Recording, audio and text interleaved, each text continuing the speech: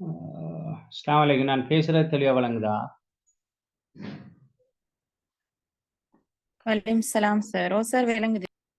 நஷானா நம்ம இந்த இது மத்தாக்கள் என்ன இப்படித்தான் வருவாங்களா இல்ல எப்படி? அஹ், ஒரு 1.5 month மட்டும் ஆகுது தானே சார். நான் மெசேஜ் வந்து போட்டுக்கிறேன். எல்லாருக்கும் திருப்பி ரீசெண்ட் பண்ணிக்கிறேன் லிங்க. வருவாங்க ம். போலே. இன்னொரு ஆள் வந்திருக்காக்கும் அடுத்தது சாரா. அப்ப இடையில வேற கிளாஸ்கள் உங்களுக்கு நடக்கலையா? இல்ல சார், நடக்கவே இல்ல. அந்த லாஸ்டா சார் செஞ்ச கிளாஸ் பொறவு தான் இது. ஆ. அப்ப அடுத்த வேற கிளாஸ்கள் நடக்கல அப்ப.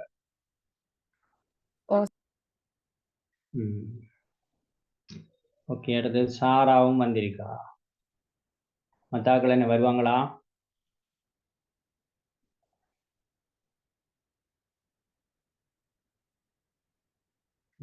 நாம என்ன ஒரு இன்னைக்கு அஞ்சு வந்து பத்து எங்கிட்ட சைடுல வந்து மழை இடியோடு சார். அது அப்படி ஜாயின் ஆகாம வைக்கிறாங்களோ தெரியாது. ம். அப்ப இன்னொரு 5 நிமிஷம் பார்த்துட்டு நாம ஸ்டார்ட் பண்ணுவோமா இல்ல எப்படி? நீங்க சொல்ல மாட்டேன். பார்த்துட்டு ஸ்டார்ட் பண்ணுவோம் சார். ஒரு 5 நிமிஷம் பார்ப்போம். நானும் இன்றைக்கு ஒரு 15 நிமிஷம் ஏர்லியா முடிச்சா நல்ல ஒரு யோசனை இருக்கு. ஒரு சின்ன வேலையை முடிக்க பார்ப்போம். முதல்ல ஒரு 5 நிமிஷம் பார்ப்போம். வாராங்களா இல்லாட்டி நாம இது பண்ணுவோம் பார்ப்போம். ஓகே.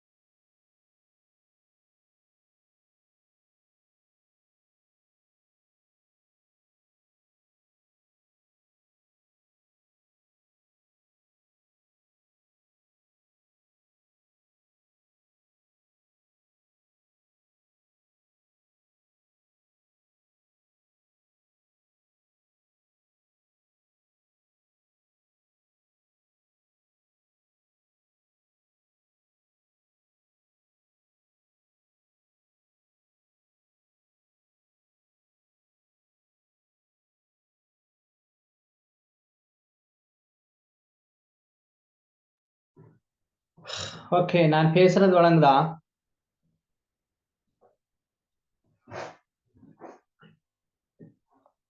நான் பேசுறது தெளிவா இருக்கா? இந்த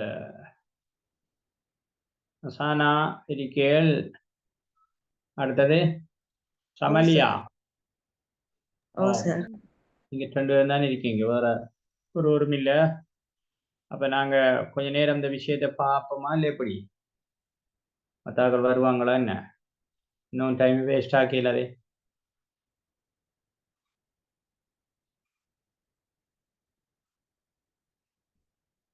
இன்னைக்கு ஃபெஸ்டேனால என்னன்னு தெரியல சார். மற்றவங்க இன்னைக்கு வருவாங்கன்னு தெரியல சார். அப்ப நாம கொஞ்ச நேரம் கொஞ்சம் இந்த இந்த இந்த ஸ்லைட்ல இருக்கிற சில விஷயங்களை டிஸ்கஸ் பண்ணிக்கிட்டு இன்னைக்கு முடிப்போம் என்ன? Okay sir. ஓகே, இன்றைக்கு இந்த சிறுவர் உரிமைகள் சாசனம் தொடர்பாக, அல்லது சிறுவர் உரிமைகள் சாசனம் என்பதை விட சிறுவர் உரிமைகள், சைல்ட் ரைட்ஸ், அப்படித்தானே உங்களுக்கு பாடம் போட்டிருக்கீ? இதுக்கு முன்ன படிச்சிருக்கீங்களா நீங்க இந்த சைல்ட் ரைட்ஸ் சம்பந்தமா? ஓ இந்த சார், கோர்ஸ் படிச்சிருக்கோம். இந்த கோர்ஸ்ல படிச்சிருக்கீங்களா? இல்ல சார், அதாவது சிறுவர் இதுல படிச்சில்ல. இல்ல இதுல படிச்சில்ல. Right, okay. அப்ப சிறுவர் உரிமைகள் தான் எங்களோட பாடம். அதுல ஒரு கொஞ்சம் செஷன் இருக்கு. இதுல உங்களுக்கு இப்ப சிறுவர் உரிமைகள் உண்டா, அதை சரியா வரைவிலக்கணப்படுத்துறதா எப்படி சொல்லலாம், என்ன சொல்லலாம்? சிறுவர் உரிமைகள்,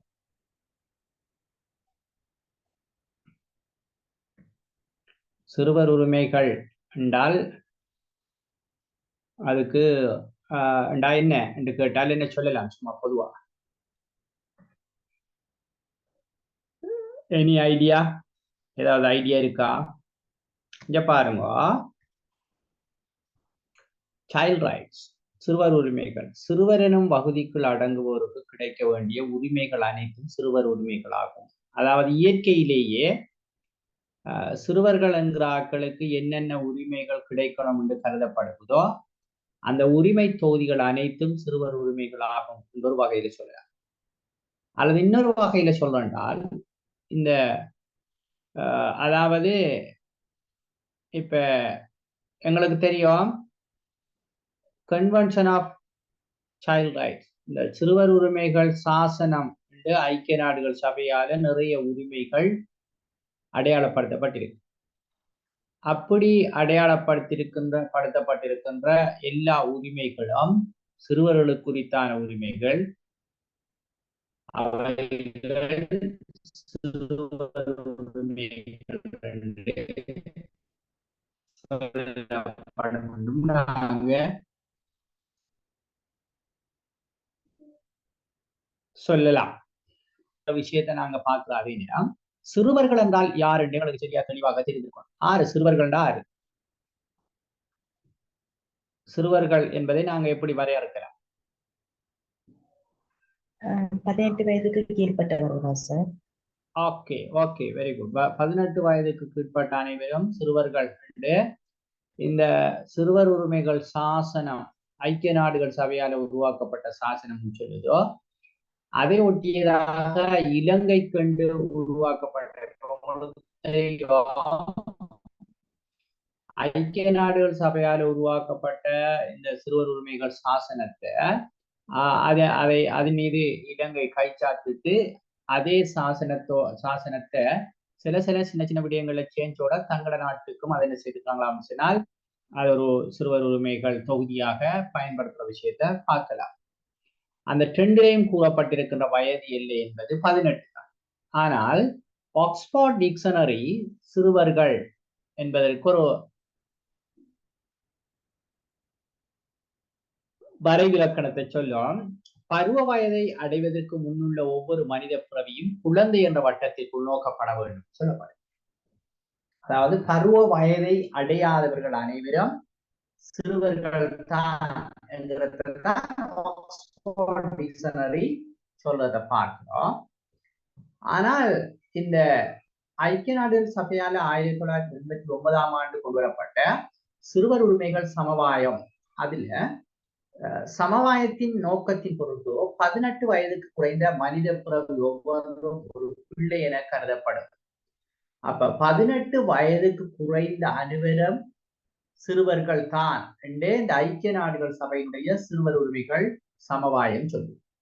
அதே நேரம் சிறுவர் உரிமைகள் சாசனம் இலங்கையில இந்த ஐக்கிய நாடுகள் சபையினுடைய இந்த சமவாயத்தை அடியொட்டியதாக இலங்கை புறத்துக்கேற்ப உருவாக்கி இருக்கின்ற அந்த சிறுவர் உரிமைகள் சாசனம், அது உங்களுக்கு தெரியும், ஐக்கிய நாடுகள் சபை 1989 ஆண்டு இந்த சிறுவர் உரிமைகள் சாசனத்தை உருவாக்கியது.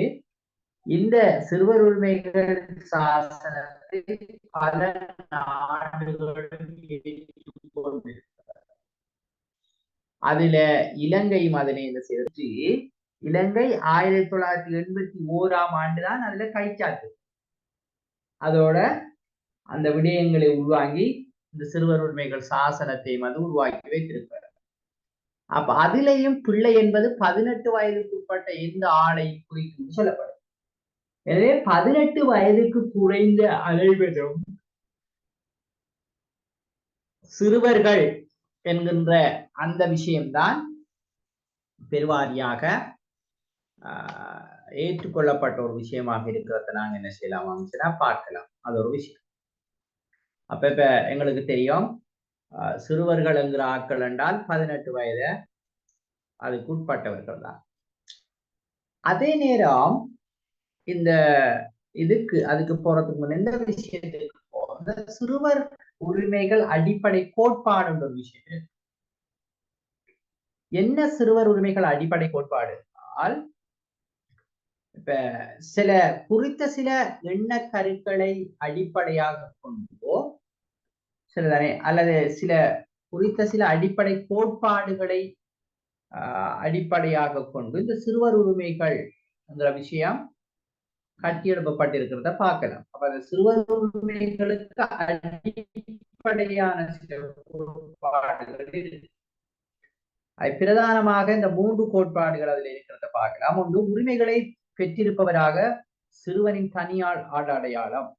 இப்ப என்னண்டாது, சிறுவர் என்கின்ற அந்த அடையாளத்துக்காக வேண்டி, அல்லது சிறுவர் என்கின்ற அந்த வயது நிலை அல்லது அந்த தன்மைக்கு ஆக வேண்டி அவர்களுக்கு சில உரிமைகள் கட்டாயம் கொடுக்கப்பட வேண்டும் என்கின்ற அடிப்படையில அந்த கோட்பாட்டை அடிப்படையாக கொண்டு இந்த உரிமைகள் உருவாக்கப்பட்டிருக்கிறத பார்க்கிறேன். இப்ப உங்களுக்கு தெரியுமா, சிடோ சமவாயம் ஒன்று இருக்கு, கேள்விப்பட்டிருக்கீங்களா? சிடோ சமவாயம் இல்ல சார். ஓகே, அதாவது அதுவும் ஒரு கன்வென்ஷன் தான். அதாவது பெண்களுக்கு எதிரான வன்முறைகளை இல்லாதொழிக்கின்ற ஒரு சமவாயம். அப்படி கேள்விப்படலையா? இதுவும் ஐக்கிய நாடுகள் சபைதான் பெண்களுடைய உரிமைகள் தொடர்பாக சொல்லப்படுகின்ற ஒரு பட்டய மாதிரியான விஷயம்தான். நீங்க இதை முடிச்சுட்டு சில சிடோ நீங்க அடுக்கி பார்த்தால் அதுல இந்த விஷயங்கள் வரலாம்.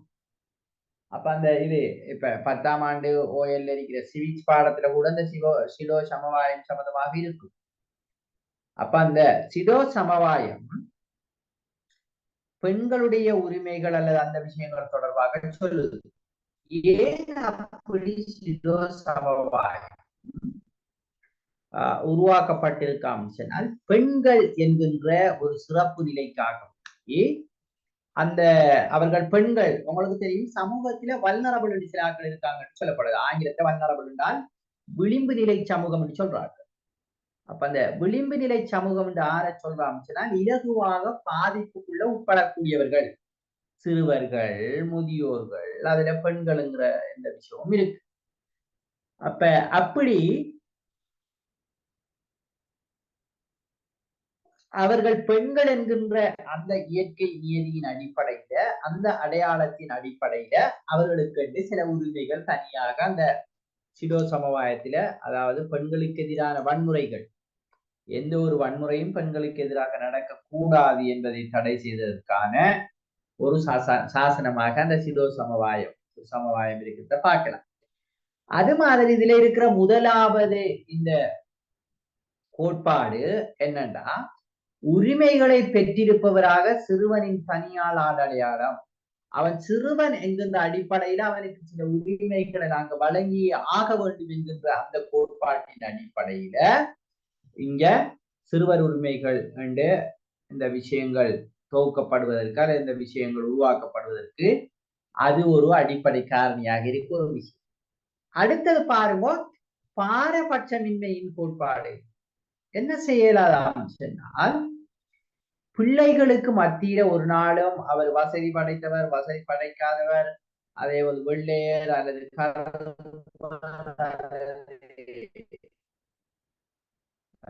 பொருளாதாரம் அல்லது குறைஞ்சொரான் எந்த வகையிலையும் நாங்க என்ன செய்யலாதான் சொன்னால், பிள்ளைகள் அது ஒரு வசதி படைத்த ஒருவருடைய பிள்ளையாகவும் இருக்கலாம், சாதாரண ஒருவருடைய பிள்ளையாகவும் இருக்கலாம், அல்லது மிக பின்தங்கிய அல்லது வறுமைக்குட்பட்ட ஒரு பிள்ளையாகவும் இருக்கலாம். எல்லா பிள்ளைகளும் சமமாகத்தான் நோக்கப்பட வேண்டும். சமமாக நோக்கப்படுறங்கிற அடிப்படையில தான் இன்றைக்கு எல்லாருக்கும் இலவச கல்வி, எல்லோருக்கும் இலவச மருத்துவம், அப்படி பல்வேறு விஷயங்கள் அதுல இருக்கிறத நான் என்ன செய்யலாம் பார்க்கிறேன். அந்த அடிப்படையில இங்க இது என்னத்தை சொல்லுதாம் சொன்னால், பிள்ளைகளுக்கு எந்த விதத்திலும் அவர் ஒரு வெள்ளையருங்கிற அடிப்படையிலையோ அல்லது கருப்பருங்கிற அடிப்படையிலையோ அல்லது மதம் சார்ந்த அடிப்படையிலையோ அல்லது இனம் சார்ந்த அடிப்படையிலையோ அல்லது மொழி சார்ந்த அடிப்படையிலையோ அல்லது என்ன இந்த அந்த குடும்ப அந்த அந்தஸ்து சார்ந்த விஷயத்திலேயோ எந்த அடிப்படையிலும் பாரபட்சம் என்பது பிள்ளைகளுக்கு காட்டக்கூடாது என்கின்ற அந்த கோட்பாட்டின் அடிப்படையில இந்த சிறுவர் உரிமை தொகுதியில சொல்லப்படுகின்ற உரிமைகள் எல்லாம் இந்த ஆருக்கு பிள்ளைகளுக்கு, எல்லா பிள்ளைகளுக்கும் சொந்தமானது என்கின்ற அந்த அடிப்படையில் இது காட்டியிருக்கப்பட்டிருக்கிறத பார்க்கலாம். அது இரண்டாவது விஷயம், பாரபட்சம் காட்டாமல். மூன்றாவது விஷயம் என்னென்றால், சிறுவனின் சிறந்த கரிசனைகளின் கோட்பாடு. அதாவது சிறுவர்கள் கரிசனைக்குட்படுத்தப்பட வேண்டியவர்கள் என்கிற ஒரு தேவை இயற்கை ரீதியாக இருக்கு. உதாரணமாக நான் ஏற்கனவே சொன்ன மாதிரி வல்னரபிள், விளிம்பு நிலையில இருக்கின்றவர்கள் சிறுவர்கள் இலகுவாக பாதிப்புகளுக்கு உள்ளாகிடுவாங்க. மிக சின்ன வயதான ஆட்கள் எது சரி எது கெட்டது எது நல்லது என்று தெரியாமல் உதாரணமாக ஒரு கரண்ட் கம்பியை அப்படியே பிடிச்சிடலாம், அல்லது ஒரு என்னது ஒரு ஒரு ஆத்துக்குள்ள அல்லது ஒரு குளத்துக்குள்ள அல்லது ஆழமான இடத்துல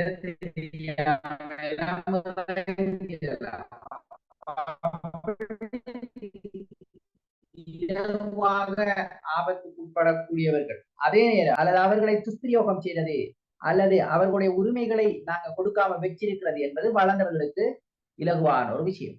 எனவே அந்த அடிப்படையில கட்டாயம் சிறுவர்கள் துன்புறுத்தல்கள் அல்லது சுரண்டல்கள் அப்படியான பல்வேறு அபாயகரமான சில விடயங்களுக்குள்ள அவர்கள் அகப்பட்டு கொள்ளக்கூடாது என்கின்ற கரிசனை காணப்படுகிறது. எனவே அந்த கரிசனை என்கின்ற இந்த கோட்பாடும் சொல்லுங்க. இங்க சரியான இடி சார். சாராவா? ஓ சார், கேட்கிறாவல. ஓகே, அப்ப நீங்க லீவாங்க.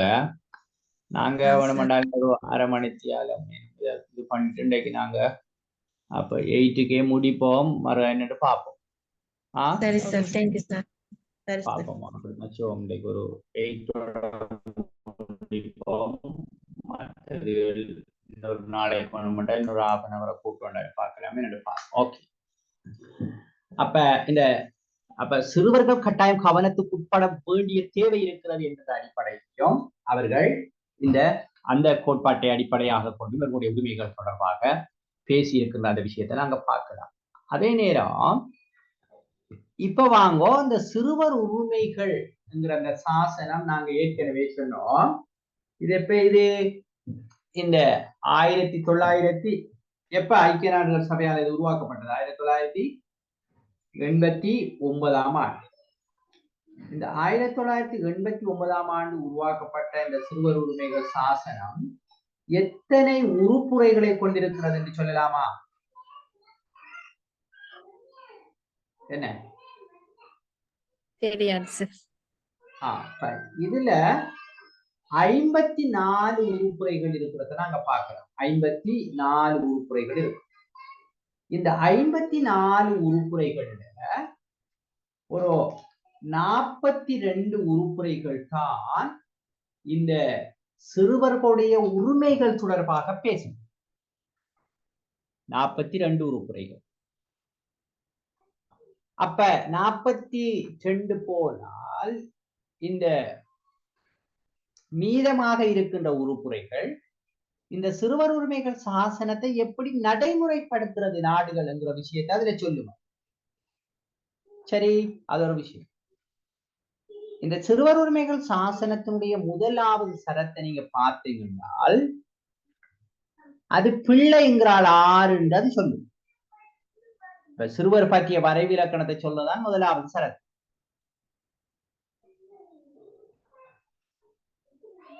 ஓகே, அதான் பாங்கு சொல்லுதோ.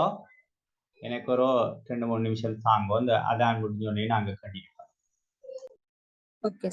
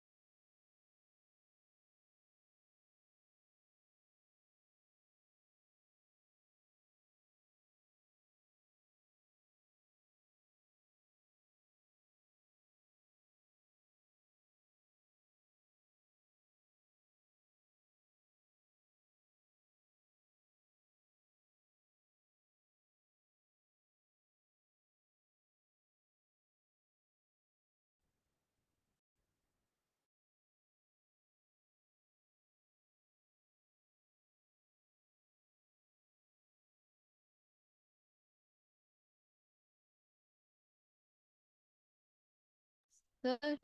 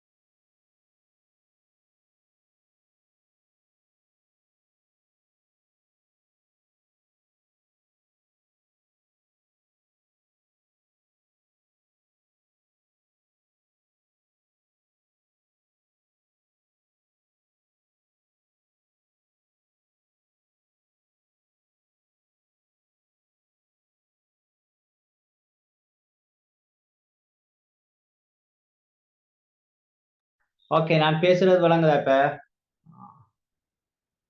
இப்ப கொஞ்சம் லேட் ஆயிட்டான்னு சிலர் வந்திக்கங்க. ஓ சார் விளங்கு. ஓகே, அப்ப நாங்க நேரத்தோட சில விஷயங்களை பார்த்துட்டோம். இது வாங்க அதான் சொல்றதுக்கு நாங்க கொஞ்சம் டைம் இது பண்ணினோம். சரி, ஓகே, ரைட்.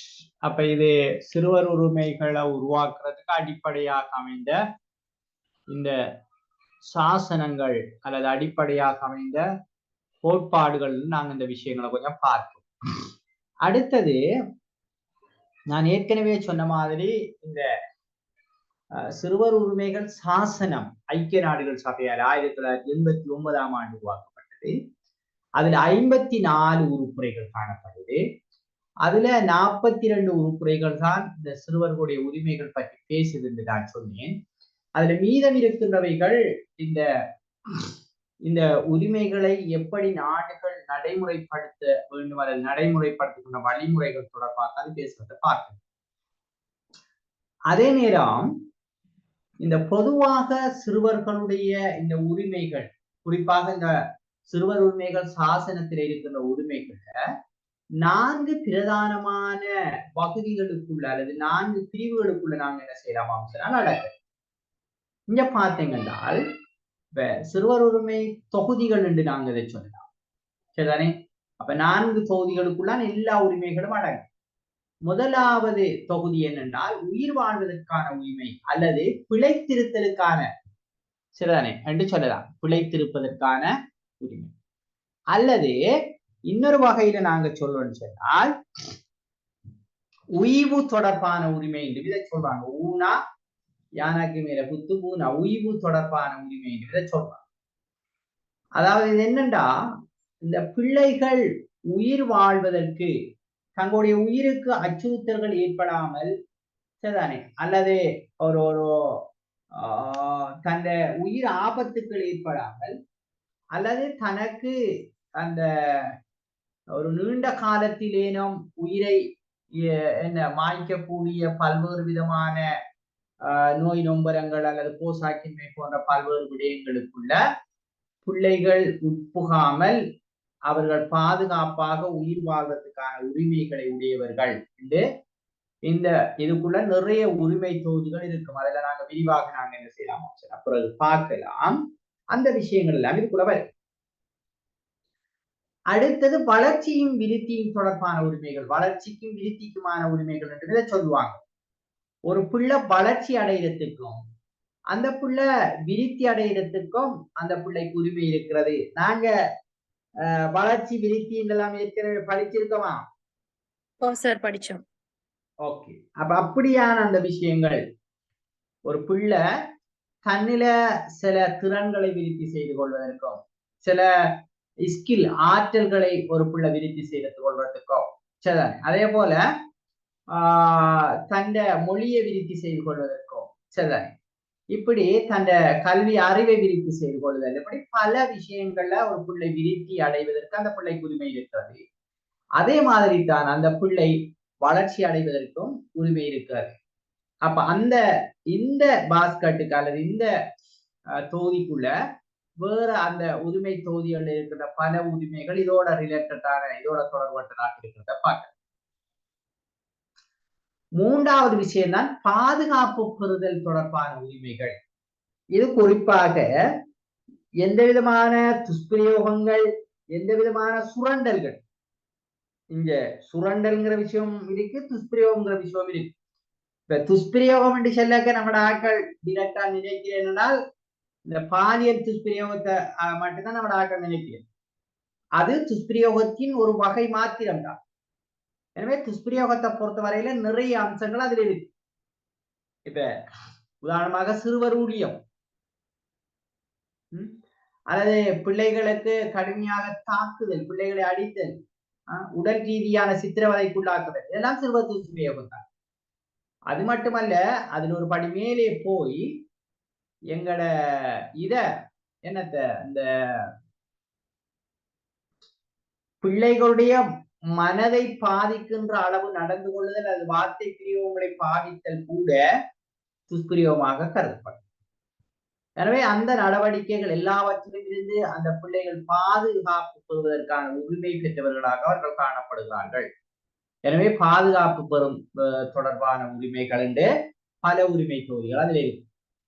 அதே போல பங்குபற்றலுக்கான அல்லது தற்துணிவிற்கான உரிமைகள் என்று சொல்லுவோம். பங்குபற்றுவதற்கான உரிமை, இதுல பங்குபற்றுவதற்கான உரிமை என்கின்ற விடயத்துல பிரதானமாக 2-3 விஷயங்கள் இருக்கு. ஒன்று, தான் தொடர்பாக ஏதாவது சில முடிவுகள் எடுக்கின்ற சந்தர்ப்பங்கள்ல தனது கருத்தை தெளிவாக சொல்வதற்கு அந்த பிள்ளைக்கு உரிமை இருக்கிறது. அதே நேரம் பாலியல் தொடர்பான இந்த கல்வி அப்படியான விஷயங்களை அறிந்து கொள்வதற்கு அந்த பிள்ளைக்கு உரிமை இருக்கிறது என்கிற விஷயங்கள் எல்லாம் இந்த பங்குபற்றுதலுக்கான அல்லது இந்த தத்துணிவுக்கான உரிமைங்கிற விஷயத்துக்குள்ள வரும். அதே போல தான் போட்டி நிகழ்ச்சிகள் விஷயங்கள் அதிலே பங்குபற்றுறது எல்லாம் அதுக்குள்ளான் வரும்.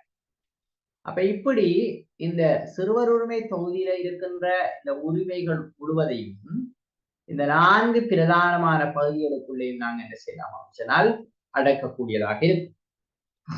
சரிதானே? ஓகே, இதுல ஏதாவது தெளிவு? அடுத்ததுக்கு போகலாம். ஓகே, அடுத்தது பாருங்க, இந்த உயிர் வாழ்வதற்கான உரிமை. இப்ப நாங்க அதுல 4 பிரதானமான உரிமை தொகுதிகள் இருக்குன்னு சொன்னோம். அதுல ஒன்றுதான் இந்த உயிர் வாழ்வதற்கான உரிமை. அதுக்குள்ள நிறைய சரத்துக்கள் இதுக்குள்ள வரும். அப்ப அதுல இத நாங்க பிழைத்திருத்தலுக்கான உரிமை என்றும் சொல்லலாம்ல. அப்ப அதுல கருத்து அப்படி பிழைத்திருத்தலுக்கான அல்லது உயிர் வாழ்வதற்கான உரிமை என்றால் என்ன என்றால், ஒவ்வொரு மனித பிறவியும் எந்த அச்சமும் சந்தேகமும் எந்த தீங்குமின்றி வாழ்வதற்கான உரிமையை பெற்றிருக்க வேண்டும். அதாவது உயிரோட எந்த விதமான தீங்குகள், பிரச்சனைகள், என்ன இடைஞ்சல்கள் எதுவும் இல்லாமல், அச்சம் இல்லாமல் வாழ்வதற்கான உரிமையை எல்லா உயிரியும் மனித பிறவியும் பெற்றிருக்க வேண்டும் என்பதுதான் அந்த உயிர் வாழ்வதற்கான உரிமை என்கிற விஷயம் தெளிவுபடுத்துகின்ற விஷயம். இதுல ஐக்கிய நாடுகள் சபையினுடைய இந்த சிறுவர் உரிமைகள் சாசனத்தில் 6வது உறுப்புரை இப்படி சொல்லும், ஒவ்வொரு பிள்ளைக்கும் வாழ்வதற்கான உள்ளார்ந்த உரிமை உண்டு என்பதனை அரசாங்க தரப்பினர் அங்கீகரிக்கின்றனர். பிள்ளைகளின் பிழைத்திருத்தலுக்கும் விருத்திக்கும் முடிந்தளவு அறிவு இருந்த அளவினை அரசாங்க தரப்பினர் உறுதிப்படுத்த வேண்டும். அப்ப பிள்ளைகளுடைய வாழ்வதற்கான உரிமையை அரசாங்கம் உறுதிப்படுத்த வேண்டும் என்று இந்த 6வது உறுப்புரை அல்லது 6வது சரத்து இங்க குறிப்பிடுவதை நாங்க பார்க்கணும். சரிதானே? ஓகே, அப்ப அதுல இருந்து இந்த உயிர் வாழுகின்ற உரிமையை இந்த பிள்ளைகள் பெற்றிருக்கிறார்கள் என்கிற விஷயம் இருக்கு. சரிதானே? அதே போல இந்த உயிர் வாழுகின்ற உரிமையோடு தொடர்பாட்ட நிறைய வேறு விடயங்கள் எல்லாம் இருக்கும். சரிதானே? அதாவது அந்த பிள்ளைக்கு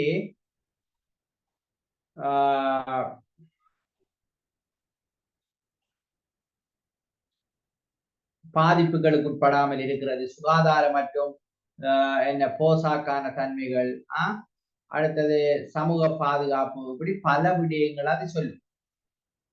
சரியானே? ஆகவே அதெல்லாம் இந்த உயிர் வாழுகின்ற உரிமைக்குள்ள இந்த போசாக்கு, இந்த என்னது, இந்த சுகாதாரங்கிற விஷயங்கள் எல்லாம் உயிர் வாழுகின்ற உரிமையோட தொடர்பட்டிருக்கின்ற விஷயங்களாக நாங்க பார்க்கலாம். அப்ப அந்த அடிப்படையில இந்த உயிர் வாழ்வதற்கான உரிமை என்பது இந்த சிறுவர் உரிமைகள் சாசனத்துடைய அடிப்படை அம்சங்கள் ஒன்றாக இருக்கிறத பார்க்கலாம். அப்ப அதுல இன்னும் சில மிக முக்கியமான விஷயங்கள் இருக்கு. என்னன்னா, அந்த உயிர் வாழுகின்ற உரிமை என்கிற விஷயத்துல நாங்க மேலதிகமாக சில விஷயங்களை பார்க்கலாம். சுகாதாரமும் போசாக்கும், இந்த சுகாதாரமும் போசாக்குங்கிற விஷயம் மிக பாரிய அளவில் என்ன செய்யும் சொன்னா இந்த உயிர் வாழுகின்ற உரிமை என்கிற விடயத்துல தாக்கம் செலுத்தும். அதிலும் குறிப்பாக தாயிர போசாக்கு, இப்ப கற்பமுற்றிருக்கின்ற காலத்துல இந்த ஒரு தாயினுடைய போசாக்கு என்பது மிக முக்கியமான ஒரு காரணியாக பார்க்கப்படும். உங்களுக்கு தெரியும், ஒரு பிள்ளை அதாவது குறைந்த நிறையோட அல்லது நிறை குறைவான தன்மையோட பிறக்குதாம் என்றால் அது அந்த பிள்ளையில உயிர் வாழுகின்ற உரிமையில கை வைக்கின்ற ஒரு விஷயம், அல்லது உயிர் வாழுகின்ற உரிமையை பாதிக்கின்ற ஒரு விஷயம் தான் நிறை குறைவான ஒரு பிள்ளை பிறக்கிற. சாதாரணமாக ஒரு பிள்ளை எத்தனை கிலோகிராம்ல பிறக்கணும்? எவ்வளவு சாதாரணமாக? நான் பேசுறது கேக்குதா?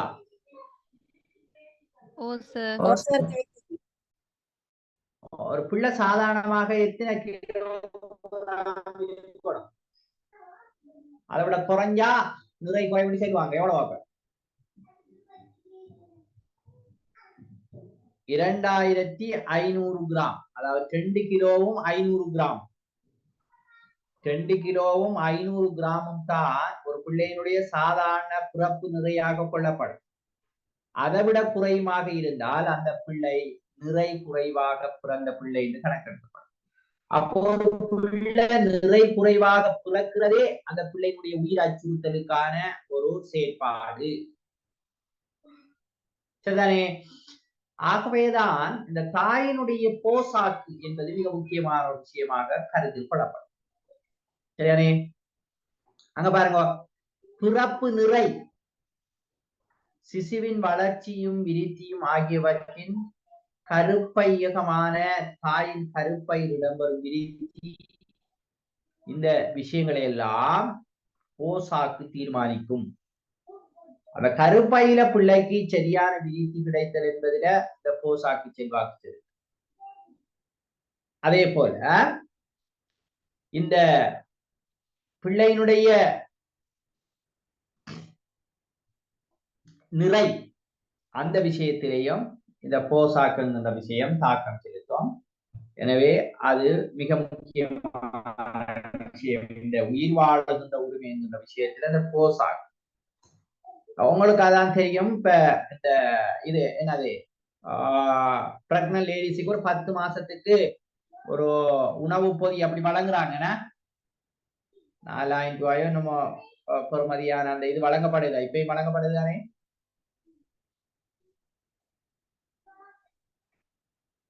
டிஎஸ்ஓபி சூடாக அப்படி ஒரு சிஸ்டம் நடக்குதா?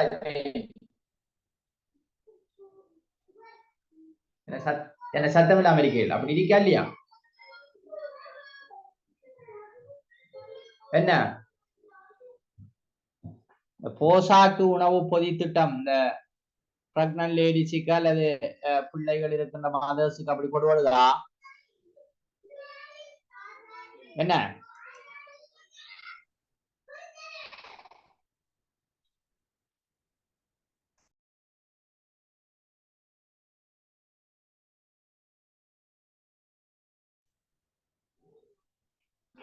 ஓகே, நான் பேசுற தெளிவா வழங்குதா?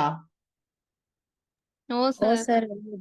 ஓகே, அப்ப அந்த உணவு பொதி உண்டோ அல்லது அந்த அதற்கான கூப்பனுங்கிற ஒரு அடிப்படையில அந்த சத்தோஸ் அப்படியான இடங்கள்ல அந்த இது வழங்கப்படுது. அதெல்லாம் இந்த போசாக்கு ஒரு நாட்டினுடைய வளங்கள்ல மிக பிரதானமான ஒரு வளம் தான் மனித வளம். இப்ப ஒரு மூளை வெளியேற்றம் என்பதெல்லாம் ஒரு நாட்டுக்கு மிகப்பெரிய அபாயகரமான நிலைமை. ஆனால் எங்கட நாட்டில நிறைய பேர் என்ன செய்யறாங்களாம் சொன்னால் வெளியேறிக் கொண்டு இருக்கிறாங்க. அதை பத்தி எந்த ஒரு கவலை இல்லாத ஒரு சூழல் தான் இருக்கு. அப்படி நிறைய பேர் வெளியிறங்குவாங்களாம் சொன்னால் நாடு மிக மோசமான நிலைக்கு போறதுக்கான வாய்ப்பும் இருக்கு. ஓகே, இப்ப எவ்வாறெனினும் உணவுக்குரிய போதாமைக்கு குறை போசாக்கிற்கும் குறைந்த பிறப்பு நிறைக்கும் பொறுப்பான தீவிரமான காரணி அல்ல. இப்ப நிறை குறைவாக பிறக்கிறதுக்கு போசாக்கு மட்டும் ஒரு காரணியாக இருக்காதுன்னு சொல்லப்படும். இடைவெளி, தாயின் கல்வி ஆகிய குறை போசாக்கு குறைந்த பிறப்பு நிறைக்கு பொறுப்பான காரணிகள் ஆகும். பாருங்க, ஒன்று வாழ்க்கையில தரம், மிக என்ன வறுமையான நிலையில வாழ்றது, அதே போல மிக கஷ்டமான சூழல்ல வாழ்றது, சேரிப்புறங்கள் அப்படி நிறைய பிரச்சனைகளோட வாழ். அதே போல நீர், இது மிக முக்கியம். ஒரு பிள்ளையினுடைய உயிர் வாழுகின்ற உரிமையோட தொடர்பாட்ட விஷயத்துல பிள்ளைக்கு நீர் கிடைத்தலும் தான் அந்த பிள்ளை கருவறையில் இருக்கின்ற போது தாய்க்கு சுத்தமான நீர் அப்படியான விஷயங்கள் கிடைக்கிறது. நீர். அதே போல தாயினுடைய தேக ஆரோக்கியம், அது மிக முக்கியம். ஏனென்றா ஒரு பிள்ளை தேக ஆரோக்கியமானதாக இருக்க வேண்டுமாக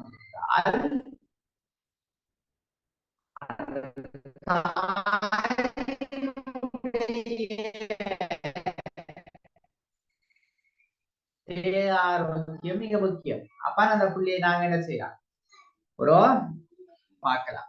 அம்மாக்கு நோய் வந்து அவருக்கு ஒரு நல்ல தேக ஆரோக்கியமான பிள்ளை பிறக்க விட்டு நாங்க எதிர்பார்க்க முடியாத நிலை இருக்கும். ஓகே, அதே போல பிறப்பு இடைவெளி. என்னது பிறப்பு இடைவெளினா? பிறப்பு இடைவெளி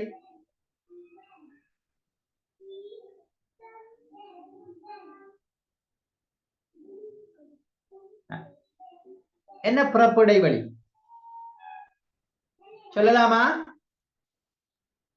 குழந்தைகள் பிறப்புக்கு இடையிலான இடைவெளி, ஒரு குழந்தையிலிருந்து காலப்பாய். Very good. அதாவது 2 பிள்ளைகள் பிறக்கின்ற அந்த காலப்பாய், 2 பிள்ளைகள்னா 2 பிள்ளைகளுக்கு இடையிலான காலப்பாய்.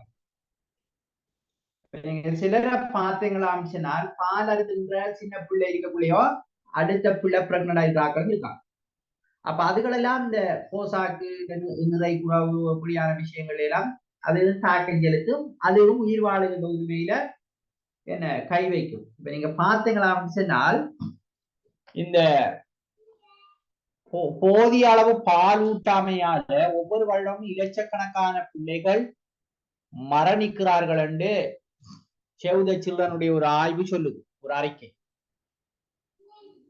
இப்ப குர்ஆனில் ஒரு வசனம் ஒன்று இருக்கு, என்னென்றால் அவர்கள் இந்த பிள்ளைகளுக்கு 2 வருடங்கள் பூர்த்தியாகும் வரைக்கும் தாய்மார் பால் ஊட்ட வேண்டும். சரிதான். அப்ப அது அப்படி சொல்லுதாம் என்றால் இந்த பிள்ளைக்கு 2 வருடம் போசாக்கான அந்த தாய்ப்பால் கட்டாயம் வழங்கப்படணுமாக இருந்தால் அந்த காலப்பகுதியில அந்த பிரெக்னன்ட் ஆனா அது கொஞ்சம் சிக்கலாக மாறும். எனவே இதெல்லாம் கொஞ்சம் ஆழமாக பார்க்கப்பட வேண்டிய சில விடயங்கள். எனவே இந்த பிறப்பு இடைவெளி, தாயின் கல்வி, இது மிக முக்கியம். இப்ப தாய்க்கு கல்வி அறிவு இருக்கின்ற ஒரு தாய் வைத்தியருடைய ஆலோசனை, ஏனைய என்ன சுகாதார சேவகி அப்படி அவர்களுடைய ஆலோசனைகள், அடுத்தது எந்த உணவுல அதிக அளவு என்ன சத்துக்கள் இருக்கிறது அல்லது என்ன விட்டமின்ஸ்கள் இருக்கிறது, என்ன போசாக்கான தன்மைகள் இருக்கிறது என்கிறதெல்லாம் தெரிஞ்சு சாப்பிடுவதற்கான வாய்ப்பு இருக்கு. சில நேரம் கல்வி அறிவு குறைவாக இருக்கின்றவர்கள்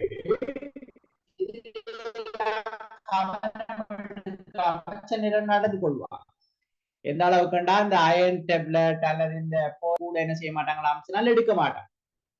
அப்ப அதெல்லாம் பிள்ளைகளுக்கு பல பாதிப்புகளை ஏற்படுத்தக்கூடியதாக இருக்கும். எனவே வெறுமனே இந்த போதிய அளவு சாப்பாடு அல்லது போசாக்குங்கிற விஷயம் மட்டுமல்ல, இங்கே கீழே குறிப்பிடுகின்ற இந்த விடயங்களும் பிள்ளையினுடைய இந்த போசாக்கில அல்லது பிள்ளையினுடைய நிறை குறைவுங்கிற விடயத்தில தாக்கம் செலுத்துகின்ற அம்சங்களாக இருக்கிறத நாங்க என்ன செய்யலாம் பார்க்கலாம். சரிதானே? அது மிக முக்கியமான ஒரு விஷயம்.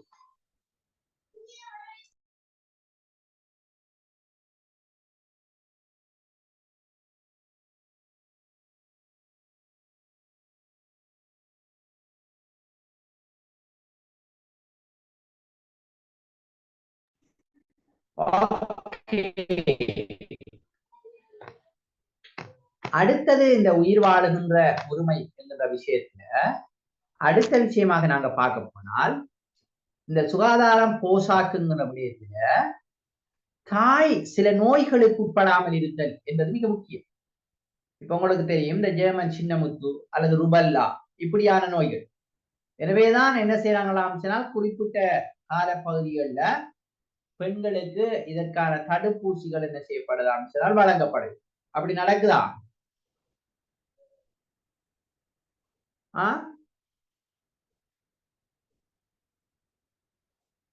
என்ன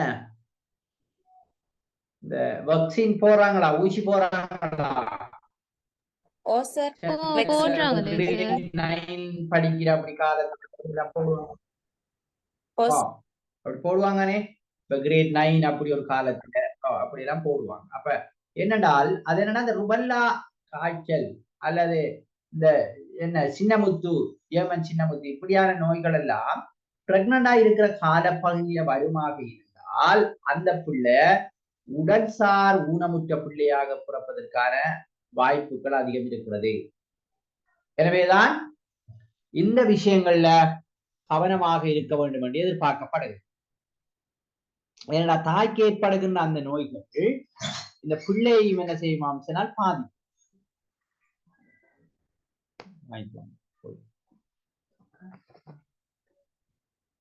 சரிதானே? அது ஒரு மிக முக்கியமான ஒரு விஷயம்.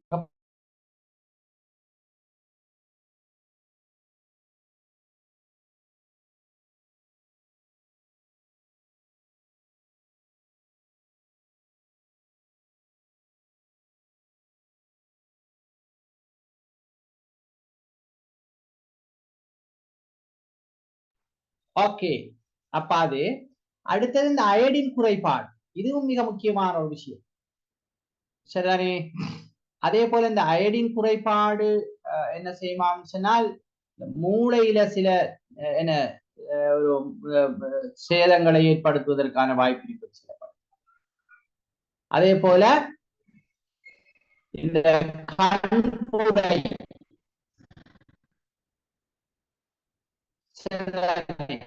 இந்த விஷயங்கள் இதெல்லாம் இந்த ஒவ்வொரு குறைபாடுகள் இந்த கேட்டல்ல குறைபாடு, அதே போல உளத்தில மந்த நிலை, சரிதானே, அல்லது சிசு மரணம் இப்படியான பல்வேறு விஷயங்கள்ல இந்த தாய்க்கு இருக்கின்ற நோய் நிலைமைகள் பலது என்ன செய்வாங்க பிள்ளைகளை இப்படியான விடயங்களை தாக்கும்ங்கிற ஒரு விஷயம் இருக்கு. அப்ப அதுலயும் நாங்க என்ன செய்வோம் சொன்னால் கவனம் செலுத்த வேண்டிய மிக முக்கியமான ஒரு தேவை இருக்கிறது. சரிதானே? ஆகவே இந்த தாயினுடைய இந்த கற்ப காலத்தின் போதான சுகாதார உடல்நிலை போசாக்கு என்கின்ற விடயங்கள் மிக முக்கியமான விடயங்களாக இருக்கிறத நாங்க என்ன செய்யலாம் சொன்னா பார்க்கலாம். ஓகே, அடுத்தது இதுவும் மிக முக்கியமான ஒரு பாரதூரமான விஷயம், இந்த HIV தொற்று. அப்ப இந்த எய்ட்ஸ் நாங்க சொல்றது அந்த HIV இந்த தொற்று அந்த தாய்க்கு இருக்குமான்னு சொன்னால் இதன் ஊடாக பிள்ளைக்கும் அந்த HIV தொற்று போவதற்கான வாய்ப்பு இருக்கு. இப்ப அது எப்படினால் பிள்ளை பிறக்கின்ற சந்தர்ப்பத்துல கூட அந்த இரத்த பெருக்கு அப்படியான விடயங்களின் ஊடாக அந்த பிள்ளைக்கு போவதற்கான வாய்ப்பு இருக்கு. அதே நேரம் அந்த பிள்ளைக்கு பால் ஊட்டுகின்ற சந்தர்ப்பத்தில் அது வருவதற்கான வாய்ப்பு, அப்படியான பிரச்சனைகள் இருக்கு. அதே நேரம் வேறு இந்த மரபணு சார்ந்த அப்படியான சில பிரச்சனைகள், அதாலையும் இந்த நிறமூத்தங்கள் என்கிற விஷயம் மாறி இது பண்றதாலையும் பல்வேறு என்ன பிரச்சனைகள் அந்த பிள்ளைகளுக்கு வரும். உங்களுக்கு தெரியும், இந்த டவுன் சிண்ட்ரோம் போன்ற பிரச்சனைகள் எல்லாம் இந்த நிறமூத்தங்கள் ஏற்படுகின்ற சில பிரச்சனைகளால் செய்த அம்சங்கள் வருது. எனவே இந்த இப்படியான நிலைமைகளை தவிர்க்கிறதுக்கு இந்த தாய்மாருக்கு அறிவூட்ட வேண்டிய மிக முக்கியமான ஒரு தேவைப்பாடும் இருக்கிறத நாங்க பார்க்கலாம். அப்ப இப்படி இந்த பிள்ளையினுடைய உயிர் வாழ்வதற்கான உரிமையில பல்வேறு அம்சங்கள் தாக்கம் செலுத்துகின்ற அந்த விடயத்தை பார்க்கக்கூடியதாக இருக்கு. அதே நேரம் இந்த பிள்ளையினுடைய உயிர் வாழுகின்ற உரிமை அந்த விஷயம் என்பது பிரதானமாக 3 கட்டங்களோட தொடர்பட்டிருக்கிறத பார்க்க. ஒன்று, இந்த பிள்ளை பேருக்கு முன்னரான காலம். நாங்க இப்ப நிறைய கதைச்சது இந்த பிள்ளை பேருக்கு முன்னரான காலம். இப்ப ஒன்றோ அங்க பிள்ளை கரு உருவதற்கு முன்னரே அந்த தாய் அதற்கான பல்வேறு தயார் நிலைகளை ஏற்படுத்த வேண்டும்.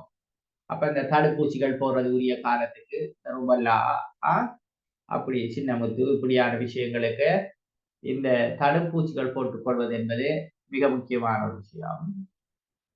அதே நேரம் இந்த போசாக்கான உணவுகளை உண்பது அல்லது அது பற்றிய விடயங்கள், அதே போல நாளாந்த செயற்பாடுகள் அந்த விடயங்கள், இப்படி அதே போல இப்ப ஒரு அந்த அந்த அந்த லேடி வாழ்ற அந்த சூழல் அது மிக முக்கியம். இப்ப அவ்வளவு மனதுக்கு அந்த நெருடலை ஏற்படுத்துகின்ற அல்லது எந்நேரமும் வீட்டுல சண்டை அப்படி பல்வேறு பிரச்சனைகள் இருப்பது அவ்வளவு பொருத்தமாக இருக்காது. அந்த பிறக்கின்ற சிசுவுக்கு பல குறைபாடுகளை அது ஏற்படுத்திவிடும். எனவே அது மிக முக்கியம். அந்த அடிப்படையில இந்த பிள்ளை பேருக்கு முன்னரான கால பகுதியில பல விடயங்கள்ல என்ன சொல்லணும்னா கவனம் செலுத்த வேண்டியது பார்க்கப்படுது. அது ஒரு விஷயம். அடுத்ததுதான் பிள்ளை பேரின் போது, இதுவும் மிக முக்கியமான ஒரு விஷயம். இப்ப உங்களுக்கு தெரியும், முதலாவது பிரசவம் நடக்கின்ற ஒரு வைத்தியசாலை அங்க எப்பயும் ஆபரேஷன் தியேட்டர் இருக்கின்ற ஒரு வைத்தியசாலையாக இருக்கணும். அப்படி கேள்விப்பட்டிருக்கலாம் என்ன?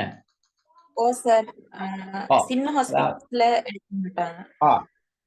ஒரு நாள் இந்த வெட்டரினரி வார்டு மாத்திரம் இருக்கின்ற ஒரு வைத்தியசாலையில அல்லது வார்டுல முதலாவது குழந்தைய பிரசவம் செய்யறதுக்கு விட மாட்டாங்க.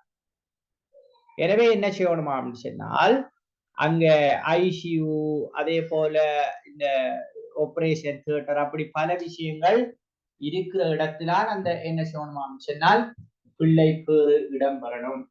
எனவே பிள்ளை பேறு இடம்பெறுகின்ற அந்த சந்தர்ப்பத்தில பிள்ளையினுடைய உயிர் வாழும் உரிமையை பாதிக்கின்ற பல நிகழ்வுகள் அல்லது சந்தர்ப்பங்கள் ஏற்படலாம். அவற்றை தவிர்த்து கொள்வதற்கான ஏற்பாடுகள் செய்யப்படும்.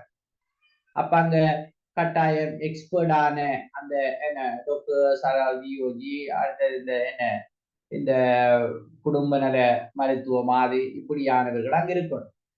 அதே போல எல்லா வசதிகளும் கொண்ட ஒரு வைத்தியசாலையாக அந்த வைத்தியசாலை இருக்கணும். ஏனென்றால் சாதாரண மகப்பேற்று நடப்பதற்கு அங்க எல்லா ஆயத்தங்களையும் செய்கின்ற அதே நேரம் அது சாத்தியம் இல்லாத சந்தர்ப்பத்துல உடனே சிசேரியன் செய்ய வேண்டிய தேவை இருக்கு. அப்ப சாதாரண ஒரு வைத்தியசாலையில அதை செய்யல.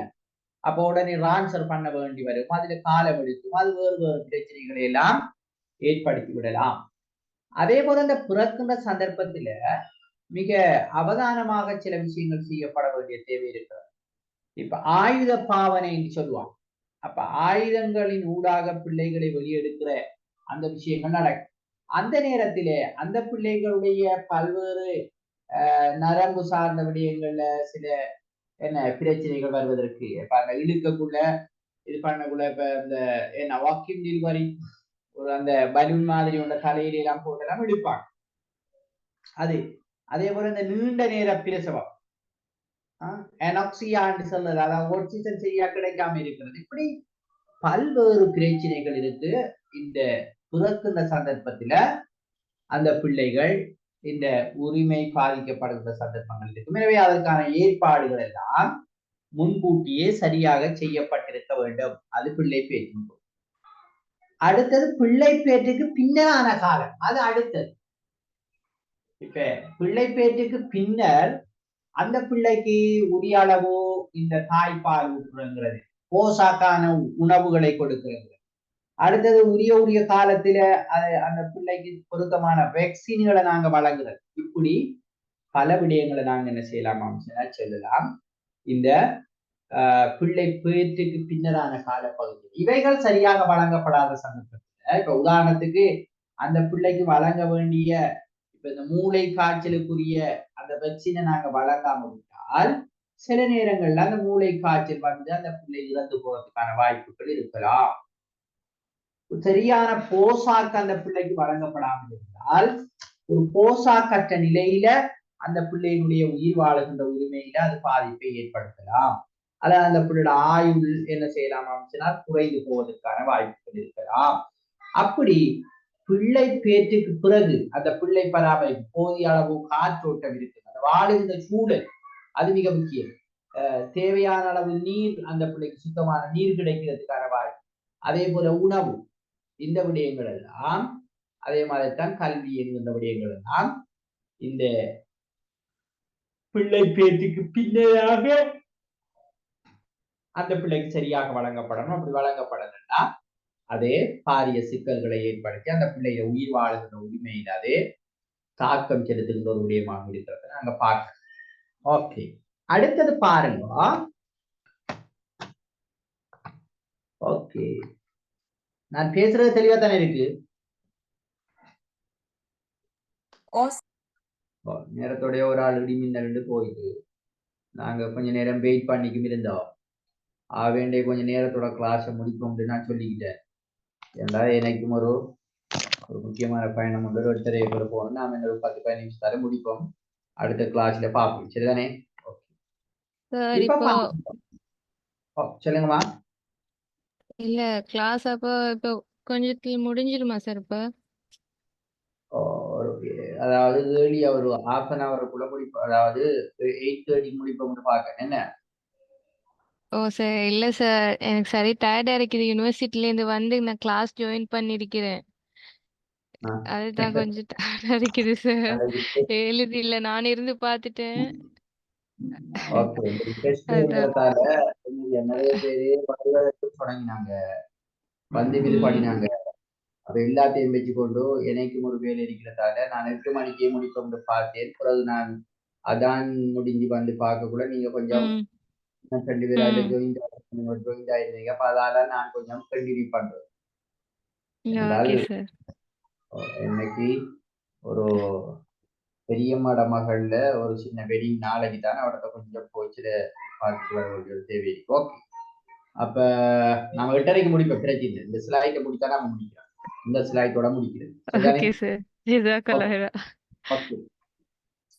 இந்த சிறுவர்கள்ல உயிர் வாழும் உரிமையை பாதுகாப்பதற்காக நாங்க ஏற்கனவே சொன்ன 3 நிலைமைகள்ல கட்டாயம் இருக்கு. இப்ப அரசு, இலங்கை அரசு எடுத்திருக்கிற நடவடிக்கைகள் இதெல்லாம் நான் உங்கள்கிட்ட இருந்து எடுக்கணும்னு நினைச்சேன். நான் அன்றைக்கு அதை வந்து சாத்தியம் இல்லை. இதில் நாங்கள் மிச்சத்தை அடுத்த இதுல தொடரலாம், அங்கால 1 மணி டைம் கொஞ்சம் எடுக்கலாம், மற்ற இதுல பிரச்சனை. அப்ப அதுல என்ன செய்யலாம் சொன்னாலும் இந்த பொது சுகாதார பேறுகால தாதிகளின் சேவையை ஒழுங்கு செய்தல். உங்களுக்கு தெரியும், இந்த மிட்வாய்ஃப் சொல்றதுன்னா குடும்ப சுகாதார சேவைகள் என்று சொல்றது. அந்த அவர்களுடைய இந்த பேறுகால அந்த சேவைகளை என்ன செய்திருக்கலாம் சொன்னால் ஒழுங்குபடுத்தி இருக்கிறது. அப்ப உங்களுக்கு தெரியும், குறிப்பிட்ட காலத்துக்கு இந்த கிளினிக்ங்கிற விஷயத்துக்கு போவாங்க. அப்ப அந்த பராமரிப்பு சார்ந்த விஷயங்களுக்கு போவாங்க. அங்க அந்த பிள்ளையினுடைய துடிப்பு சம்பந்தமா பார்ப்பாங்க, பிரஷர் பார்ப்பாங்க, இப்படி பல விடயங்கள் அவ்வப்போது பார்க்கப்படும். பிளட் டெஸ்ட் பண்ணி பார்ப்பாங்க. இப்படி அந்த தேவையான அயன், அடுத்தது போலிக் ஆசிட், அப்படி பல டேப்லெட்ஸ்கள் அதெல்லாம் கொடுப்பாங்க. அதே போல இப்படியான சில விஷயங்கள் போசா கொடுக்கணும், இப்படி பல விடயங்கள் இருப்பாங்க. அதே போல தாய் சேய் பராமரிப்பை மேம்படுத்துதல் மீதான ஒழுங்கான அமர்வுகள், அங்க கிளாஸ் மாதிரி கூப்பிட்டு வச்சு பல விடயங்கள் அங்க என்ன சொல்லுவாங்களாம் சொன்னால் சொல்லி கொடுப்பாங்க உண்டோ. வேறு காலத்துக்கு முன்னரும் பல விடயங்கள் அந்த பெண்களுக்கு அங்க சொல்லப்படும். சில கிளாஸஸ் எல்லாம் எடுக்கிறோட அண்மையில கூட ஒரு இந்த ஒரு எம்ஓஹெச் ஆபீஸ்ல அந்த சிறுவர் நன்னடத்தை சிறுவர் பாதுகாப்பு அபிவிருத்தி உத்தியோகத்தர் அவர் ஒரு ஒரு ஒரு நல்லதொரு கவுன்சிலராகவும் இருக்கின்ற ஒருவர். அவர்கிட்ட ஒரு சிங்கள மொழியை சேர்ந்த ஒரு மிட்வாய். இப்ப இந்த பேறு காலத்துல இந்த பெண்கள் ஆன்மீக ரீதியாக தங்களை மேம்படுத்தி கொள்வதற்கான உங்களோட சமயத்துல அதாவது இஸ்லாத்துல என்ன விஷயங்கள் இருக்குன்னு நீங்க தொகுத்து கொஞ்சம் ஒரு நாளைக்கு ஒரு ப்ரோக்ராம் செய்யலாம், அல்லது தொகுத்து என்ன விடயங்கள் அவங்களுக்கு நாங்க அதாவது பிரிண்ட் பண்ணி என்ன செய்யலாம் கொடுக்கலாமா கேட்டு சொன்னார். அதே மாதிரி தான் இந்த இதுகளை பொறுத்தவரை இப்ப ஏனைய சமயங்களையும் அப்படியான சில விடயங்கள் இருக்கும். அதுகளை எங்கட சமயத்துல இருக்கிற சிலதுகளை நாங்க சொல்றோம், அதை தோத்தெடுப்போம், நீங்க இதுல தோத்தெடுங்கன்னு அந்த லேடி சொன்னதாக அவர் ஒரு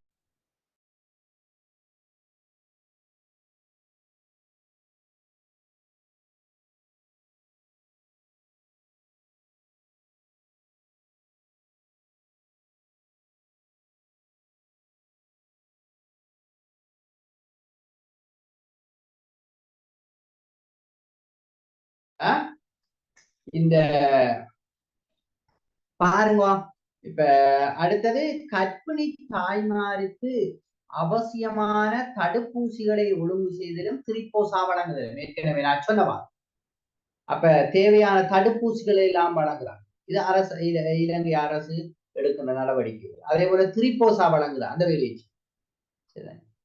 இப்ப நான் அந்த பராமரிப்பு காலத்துக்கு தேவையான ஒழுங்கான அமர்வுகள், இப்போ ஒரு பிள்ளைக்கு பால் ஊட்டுகின்ற போது கூட அந்த பிள்ளையை நாங்க எப்படி பிடிக்கணும், இப்ப மார்போட சேர்த்து எப்படி நாங்க அந்த பிள்ளையை வைத்திருக்கணும் என்பது கூட இப்ப இப்ப முதலாவது தடவை பிள்ளை பெறுகின்ற அந்த பெண் பிள்ளைகளுக்கு அது சரியாக தெரியாம இருக்கும். அதை கூட இந்த இந்த என்ன ஃபெமிலி அந்த குடும்ப சுகாதார அந்த சேவைகள் சரியாக என்ன செய்வாங்களாம் சொன்னா சொல்லிக் கொடுப்பாங்க. அப்ப அப்படி பல விடயங்கள் அதுல என்ன செய்யப்படுதாம் சொன்னா இவர்களுக்கு வழங்கப்படும். அதே போல அரசாங்க தனியார் துறைகளில் வேலை செய்யும் பாலூட்டும் தாய்மாருக்கு காரியாலயத்திலிருந்து ஒரு மணித்தியாலத்துக்கு முன்னர் வீடு செல்ல அனுமதித்தல் இருக்கா? அப்படி சிஷாம் ஸ்கூலுக்கு இருக்கா? இது நான் பேசுறது தெளிவா கேக்குதா? ஓ சார் கேக்குது. காரியாலயத்திலிருந்து 1 hour, உதாரணம் 4 மணிக்கு தான் காரியாலயத்தை விட்டு போகணும், அல்லது 4:15 போகணும் அப்படின்னால் 3 மணிக்கு அல்லது 3:15 போவதற்கான ஏற்பாடு இருக்கு. ஆனால் டீச்சர்ஸுக்கு அது இல்லை. ஏன் டீச்சர்ஸுக்கு அது இல்லைண்டா அது ஏர்லியாகவே ஸ்கூல் கலையிறதால அப்படி டீச்சர்ஸுக்கு அது இல்லை. ரைட்டோ? அப்ப அந்த விஷயம் இது ஒரு மிக முக்கியமான விஷயம். இதெல்லாம் இப்ப உங்களுக்கு தெரியும் எத்தனை நாள் இந்த பெண்களுக்கு பிரசவ விடுமுறை வழங்குறது? பிரசவ விடுமுறை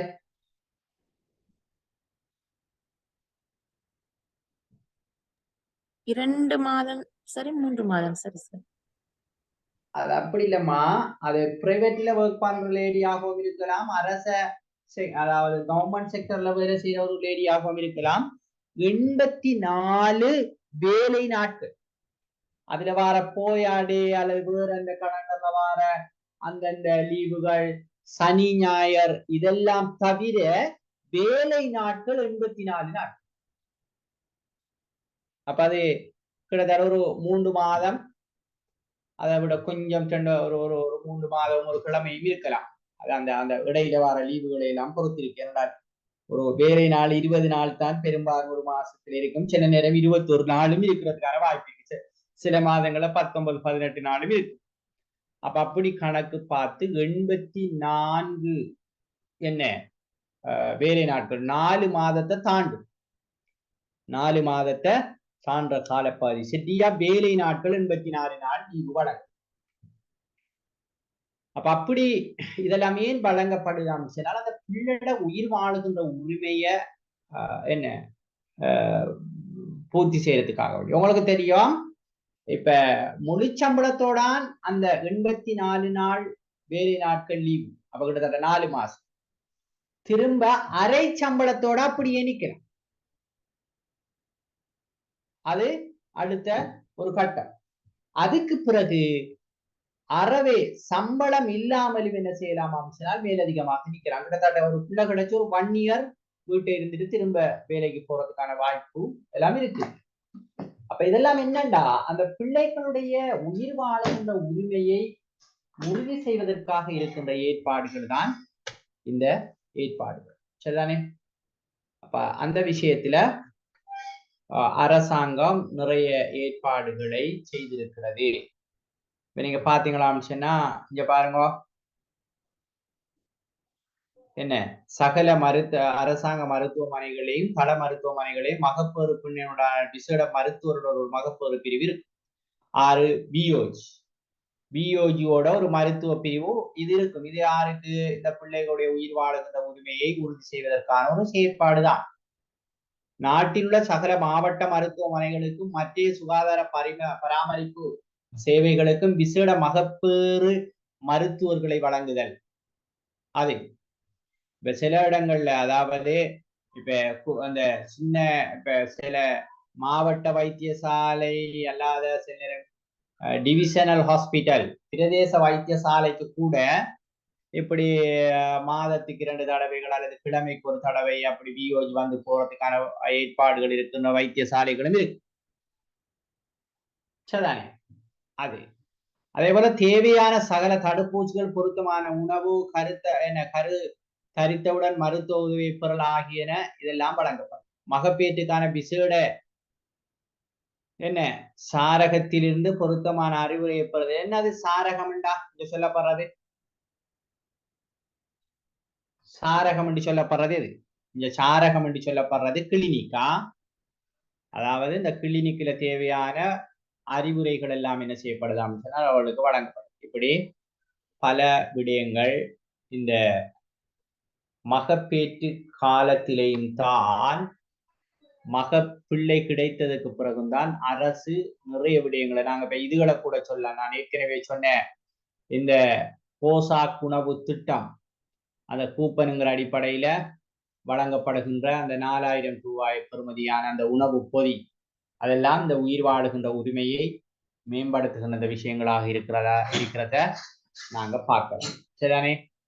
ஓகே, அப்ப நாங்க இந்த ஸ்லைடோட இந்த விஷயத்தோட இதை நாங்க என்ன செய்வோம் சொன்னால் இன்றைய கிளாஸை நீங்களும் வரவும் குறைவு அடுத்தது இதுங்கிற விஷயத்திலையும் எனக்கும் ஒரு சின்ன வேலை இருக்குங்கிறதாலையும் நாங்க இதோட முடிப்போம்.